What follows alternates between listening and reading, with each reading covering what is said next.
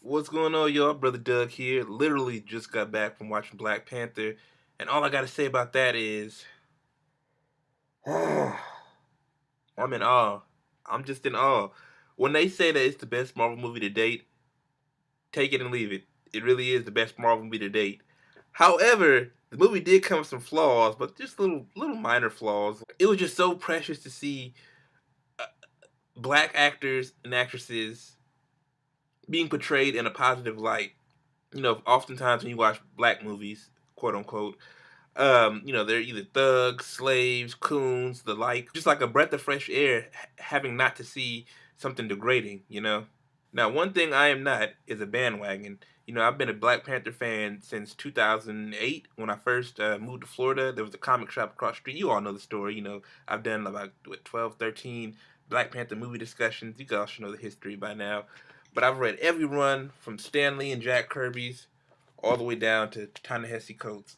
So I'm a diehard T'Challa fan, man. So as I do with all my reviews, I give what I liked, what I disliked, and my overall opinion about the film. So without further ado, let's get started. All right, so what I liked about the movie. First and foremost, let me give a shout out to Ryan Coogler. He doesn't know me personally, but I feel like we do know each other because one of my old coworkers went to school with him, St. Mary's. They played football together. But I do want to meet him in person, Ryan Coogler. But that's not to say he didn't show the Bay Area love. The film began in Oakland and it ended in Oakland, so that was pretty dope. Now, who else I liked? Of course, I love T'Challa. Black Panther. That's one of my dudes, man. Of course, it's his movie. Of course, I'm gonna automatically like him. Well, then again, sometimes I don't really like the main heroes in the movies because there's always the scene stealers, the supporting characters. Like for instance, Shuri. Now, I didn't really like Shuri in the comics per se because I guess she was just like a female version of T'Challa, if not more. It was just I don't know. I just maybe I didn't like the way she was written, perhaps.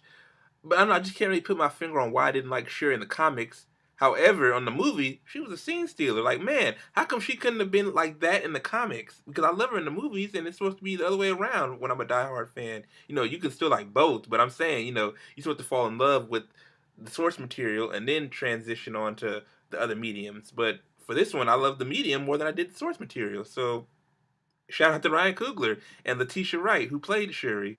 I love the visuals of Wakanda. Like, we have Trump calling, Africa and Haiti shitholes. But even though we all know that, these closeted racists are all going around on social media talking about, hey, black people, remember, Wakanda's not fictitious. Like, we know that. But, Africa really is beautiful. There are beautiful parts of Africa. But yeah, they're just so used to the straw huts, uh, kids living in poverty. Like, there's more to Africa than that. But the one thing I really loved about Wakanda was the fact that it was more technologically advanced than the rest of society. Like, wow. And Marvel is starting to finally get the hang of this villain thing. Lastly they did Thor Ragnarok with Hela, and Hela was a right step in the right in the bad direction. Since she's a villain, so she's bad. Killmonger, man, Michael B. Jordan, hats off to you, bro. The thing about this, y'all know I love villains. I love villains so much. Well, I shouldn't love villains. I should hate villains. But I hated him so much that I loved him. Like, he was dope. Uh, you know, I actually agreed with him. His problem with Wakanda was the fact that, they had all these sources and they didn't want to share it with the rest of the world. That kind of reminded me of Bush during the Katrina era, 2005, where uh, people from other countries were offering to come here for free and give people who were affected by Katrina, free Medicare, and Bush denied them. Like, bro, really? People are suffering and you deny help? Are you kidding me? One thing I liked about Killmonger, 'cause, villains don't have rules. This dude did not give a. I mean, hell, when Claw double crossed him and was gonna shoot him, well, it was the other way around. Killmonger kind of double crossed Claw, but anyways, he held Killmonger's girlfriend hostage, and then Killmonger shot his girlfriend. Like, okay, you have nothing to threaten me with.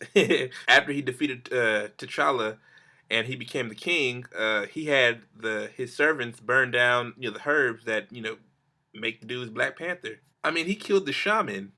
I'll get back to that in a minute. But other than that, I love the cast. Everybody stood out. Everybody played a major role in this, from Angela Bassett to Denai Guerrera to the Dora Milaje to Andy Serkis's Claw. I feel like his character was wasted. I'll get to that in a minute. But everybody stood out though, and it was just so breathtaking to see it, see all those black faces on screen. All right, so what I didn't like. So the movie was dope.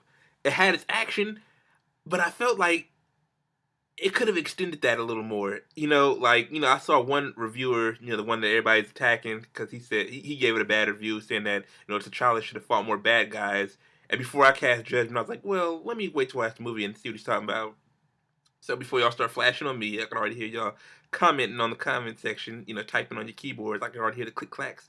Um, I mean, the action that was presented to us was well done.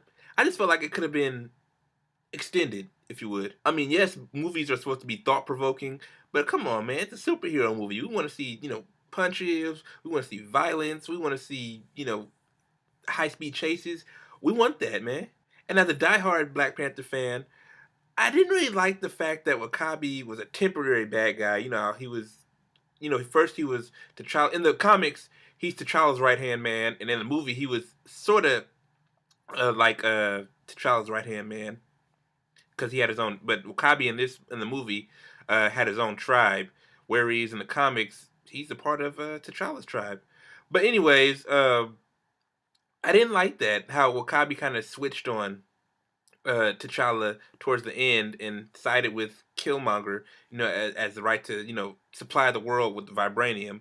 I'm like, the real Wakabi wouldn't do that. But and then Man Ape M'Baku became the good guy. So basically, M'Baku was Wakabi, and Wakabi was Man Ape in this movie.